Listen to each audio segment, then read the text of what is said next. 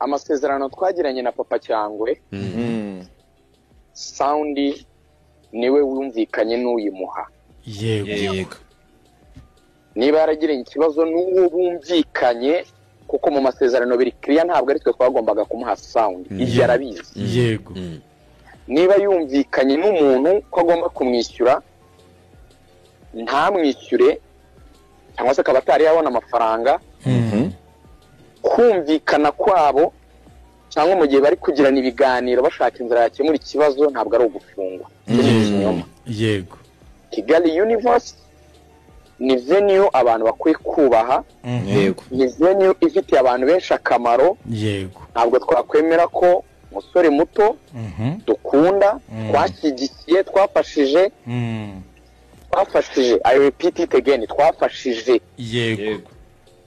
Arabizi ari mu bantu tworohereje na timu ye inama zose twakoranye guhera ku muyobozi wacu ushinzwe ibijyanye na operation n'abayobozi bo hejuru muri Kigali Universe.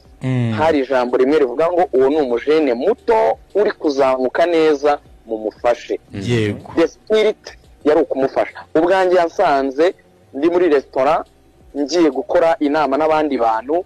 I was the one wamudirectinze n'umuntu bari bazanye mu nama njya no kumurebera umuyobozi bagombaga kuganira n'umuntu wacu usanzwe mu by'ama event muramuzi BGC. Yego. Kwara mufashije mu buryo bwose umuntu yafashamo umuhanzi. Professionally dukora contract, kubaha ibyo twashyize muri contract, kubaha neza inyungu ze nawe yagombaga kubaha inyungu zacu. Yego.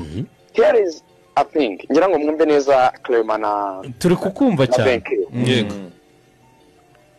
Iyo ukoze igitaramo return ntibe ko wabonye amafaranga menshi mu gitaramo. Yego.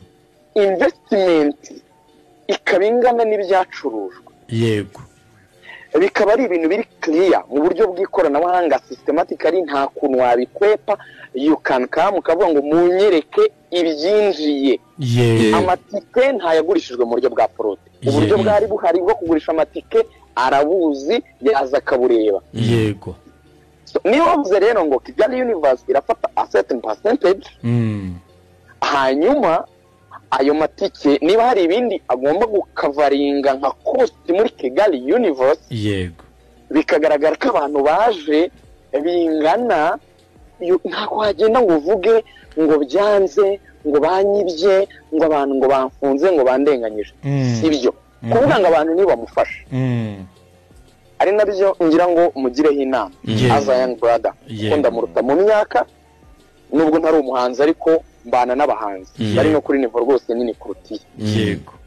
The best way to communicate ntuzigere na rimwe ugenda ngo ufate a brand ngo ujye kuyisiga icyasha kuko izindi zizashaka gukorana nawe zizakweshoninga your professional approach bijyanye n'uburyo usobanuramo ibintu byawe. Okay.